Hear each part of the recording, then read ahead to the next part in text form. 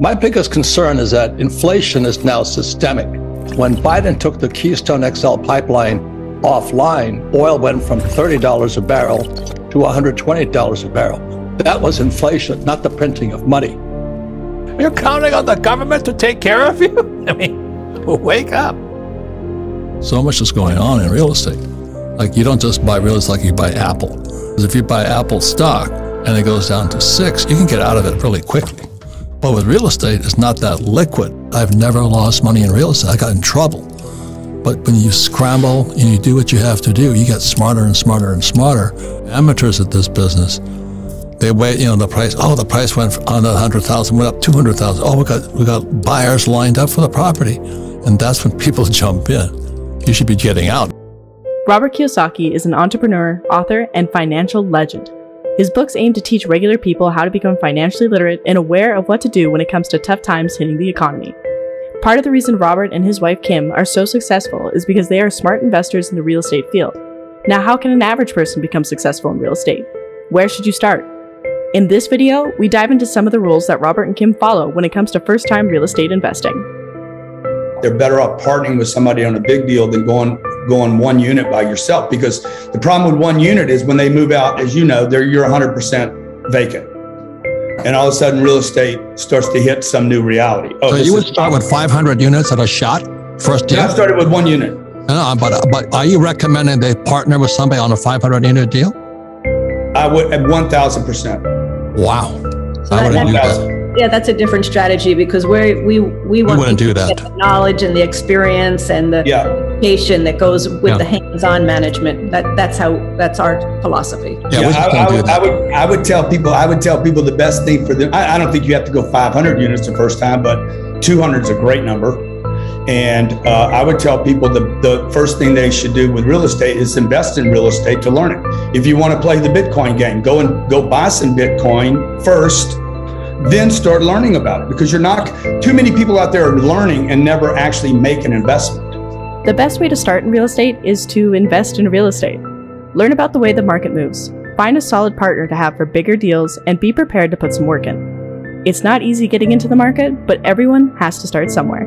I don't have the money as an excuse in real estate, and that's basically going to be going away soon, because it's so easy to raise money now online. There's a lot of legal issue around it, so you got to be really, really careful. So there's two buckets of investors. One is an accredited investor, like yourself, Robert, and then a non-accredited investor. And there's a big difference, and the laws around those are very, very different. And so when you're talking about investing in a mutual fund, most of the time that would be a non-accredited investor.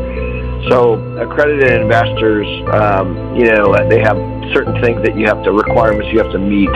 But now the crowdfunding is commoditizing everything. So you basically can invest through funds online, like Fundrise and Realty Mogul and Ground Floor, for example.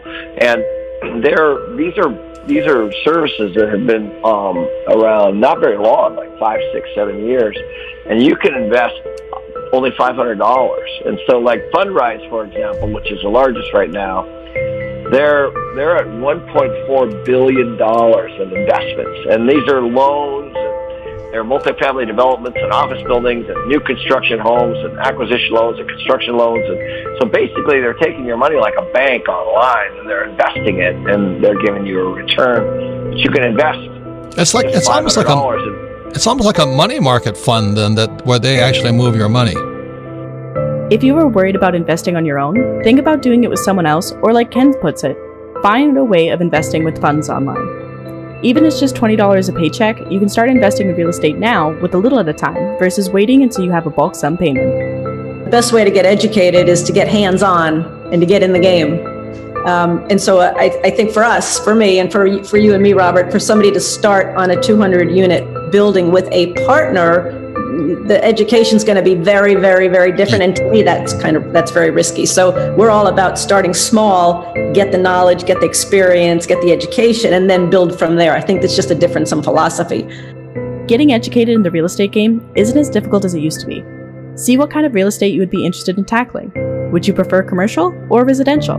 Would you eventually like to upgrade to renting larger units or sticking with something smaller? All important questions to figure out before jumping into the investing game. So one of the mistakes people make is they think they have to go big when they have no experience, no education, and they wonder why they lose money. No, you're going to mess up. So why not mess up on a small deal? With small money, with small cash. They're so vain. Before you start owning massive mansions or invest entire life savings into a property that is pushing you to your limits, you need to, and probably should, start small. Begin with something that will be more of an asset than a liability. If you're looking to start in residential, start with a small house. If commercial is more your speed, look for a single-story unit. Work your way to the top versus starting there. Good people? Are they honest? Have they been through the mill? Are they educated? Are they experienced? Are they What's their humble? track record? Or are they on TV with some hot women or the little Asian guy with Jumping hot around. blondes and bikinis? You know, I like that too.